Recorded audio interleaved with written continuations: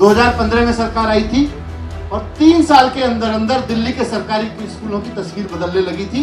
और आज तो ये हो गया है कि 98% रिजल्ट आता है दिल्ली के सरकारी स्कूलों का। अगर दिल्ली की 70% आबादी को फ्री बिजली मिल रही है, हर महीने बिजली के बिल 0 आ रहे हैं, तो उत्तराखंड में क्यों नहीं आ रहा? अगर दिल्ली में प्राइवेट स्कूलों को 5 साल फीस नहीं बढ़ाने दी गई, तो उत्तराखंड में फीस क्यों बढ़ रही है, यहाँ क्यों नहीं रोकी जा सकती? अगर दिल्ली में महिलाएं बस में फ्री चल सकती है, तो उत्तराखंड में क्यों नहीं चल सकती? 2022 के चुनाव में मुकाबला केवल और केवल भारतीय जनता पार्टी और आम आदमी पार्टी के बीच होना है और आम आदमी पार्टी की सरकार। उत्तराखंड में जो सरकार चल रही है त्रिवेंद्र रावत जी की, वो त्रिवेंद्र रावत जी की सरकार एक्चुअली बीजेपी सरकार नहीं है, वो कांग्रेस बीजेपी की मिलीजुली सरकार है। ये मैं नहीं कह रहा, उत्तराखंड के लोग कह रहे हैं। वो कह रहे हैं कि जी मुख्यमंत्री तो भारतीय जनता पार्टी का है, मंत्री कांग्रेस के हैं। मुझे बहुत खुशी हुई कि काश हमारे देश में अब शायद वो स्थिति आ जाए कि 2 पार्टियों के नेता आमने सामने बैठ के, मीडिया के सामने, जनता के सामने बैठ के चर्चा करेंगे। ये लोकतंत्र के लिए बहुत मजबूती का विषय होगा। 2 अलग अलग पार्टियों की सरकारें आमने सामने बैठ के बात करें कि साहब त्रिवेंद्र रावत मॉडल में ये हमने अच्छा किया है, केजरीवाल मॉडल में हमने ये अच्छा किया है, हम भी बताएंगे।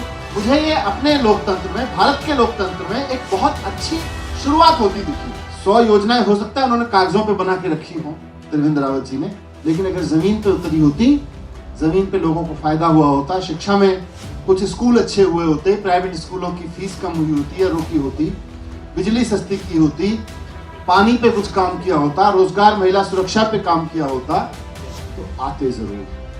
असलियत यह है कोई काम नहीं किया, इसीलिए आए नहीं। छोटी सी त्रुटि पत्र में, और उसके बाद दूसरा पत्र भी, दूसरी मेल भी उनको भेज दी उसी वक्त, और उसी दिन ट्वीट करके भी कह दिया था। तो उस पर जितना ध्यान दिया, उतना ध्यान अगर उत्तराखंड के स्कूलों पे देख लिए होते तो एक आध स्कूल ठीक हो जाता।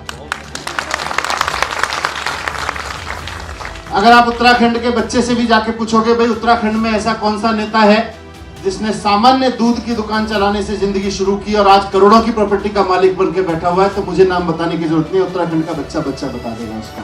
तो ऐसे में जब बच्चा बच्चा भ्रष्टाचार गिनाने की स्थिति में हो, तो काम गिनाने की स्थिति कहां से आएगी? कई जगह सुनने को मिलता है यार उत्तराखंड में क्यों नहीं हो सकता जो दिल्ली में हो गया। 2015 में सरकार आई थी और 3 साल के अंदर अंदर दिल्ली के सरकारी स्कूलों की तस्वीर बदलने लगी थी।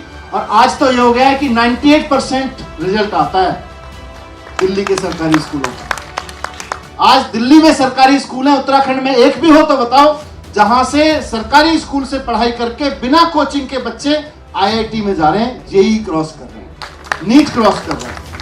अगर दिल्ली की 70% आबादी को फ्री बिजली मिल रही है, हर महीने बिजली के बिल 0 आ रहे हैं, तो उत्तराखंड में क्यों नहीं आ सकते? अगर दिल्ली में प्राइवेट स्कूलों को 5 साल फीस नहीं बढ़ाने दी गई, तो उत्तराखंड में फीस क्यों बढ़ रही है, यहाँ क्यों नहीं रोकी जा सकती? अगर दिल्ली में महिलाएं बस में फ्री चल सकती हैं, तो उत्तराखंड में क्यों नहीं चल सकती? 2022 के चुनाव में मुकाबला केवल और केवल भारतीय जनता पार्टी और आम आदमी पार्टी के बीच होना है और आम आदमी पार्टी की सरकार है।